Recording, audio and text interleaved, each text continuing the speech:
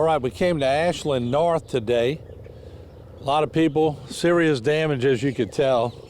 Still a lot of trailers in this area, completely leveled, and a lot of them damaged.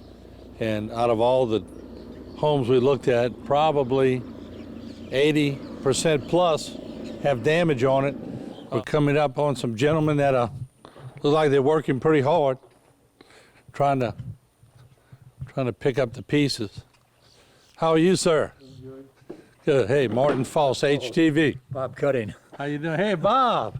How you been? I'm doing. I've talked to you a few times. Yeah. Now I get to meet you in person. Yeah. Did you ever get that letter to the governor for me? We sent it many times, but we never get any response. No, never read that letter. Yeah, he never did. I sent it to him 5 times, 5 different years. Yeah. You were persistent for sure. Did you stay for the storm? I was in it, yeah. Wow. I built myself a storm shelter underneath my house. It took me 2 years to build it. I got 4x4 beams, 16 inches apart, in cement with rebar. What was it like? I was talking to my dogs and cats on a steady basis.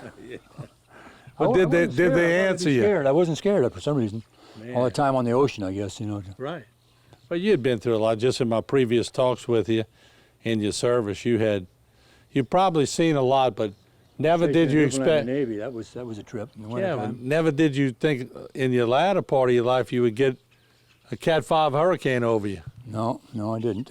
Yeah, you're right. I didn't. Yeah. How much damage did you get? Oh, I've got, what's the roof? About $8,000 for the roof, $8,000 for the roof. And put the shingles on the side. And had a hole that big around in the wall right there, right on the peak. Mm-hmm. I'm tearing my bed apart, taking the plywood off my bed, and nailing it up in the dark with fire hose water coming through the hole in my face. I got about nine nails on one stud, trying to find the stud in the dark, trying to keep holding the board up with my shoulder. Well, they had a lot of damage in Ashland here, and what would you estimate the winds were here? Well, 140 easy. Yeah. They said they had gusts at the airport or something for 180. I don't know if that's true or not, but it was enough. My tree went down, took my fence down, and I put in 7 sections of fence in the back. That's what I've been doing the past week, putting fence back up, digging post hole. What are y'all working on today? Patching a hole in the ladies' trailer here. The female people are coming, trying to get it straightened out a little bit before they get here. To look at her trailer and this trailer of hers. Yeah. Help the neighbors, you know. That's it. Yeah. Are you good at helping people? Yeah, I get a little old for that now. Can't hardly help myself anymore. And just so folks know, his daughter was one heck of an athlete. Way back when, we used to cover her in the 80s. H.L. Bourgeois. Yeah, H.L. Bourgeois. Yeah. Eva Cuddy. Yeah, she's still in the neighborhood. She lives out on Savannah Road. Okay. She got a lot of damage too. Everybody got damage, I think. Right. Did you get any damage to your house? Everybody, yeah. Yeah. You just nailed up the metal on this one. You can see right through the other side, through those nails there to hold it from banging. Wind would blow and it bang, bang, bang, bang. Kind of hard to sleep with that noise going on. What were you hearing? And obviously you were hearing. I was waiting for the water. I looked out the little opening I had, and there was only about a foot of water in the road. There was no debris on the grass or anything. It was, I guess all the water came to the Grand Isle and over that way, Lapeet. They got the high water. But once you were in those winds, it was a long time.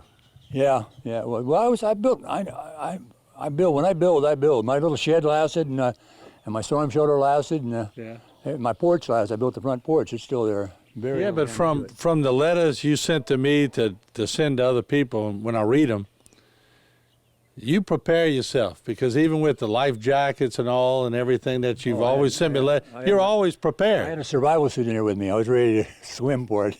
I was waiting for the water. I was disappointed. No, I wasn't disappointed, but I was just surprised there was no water.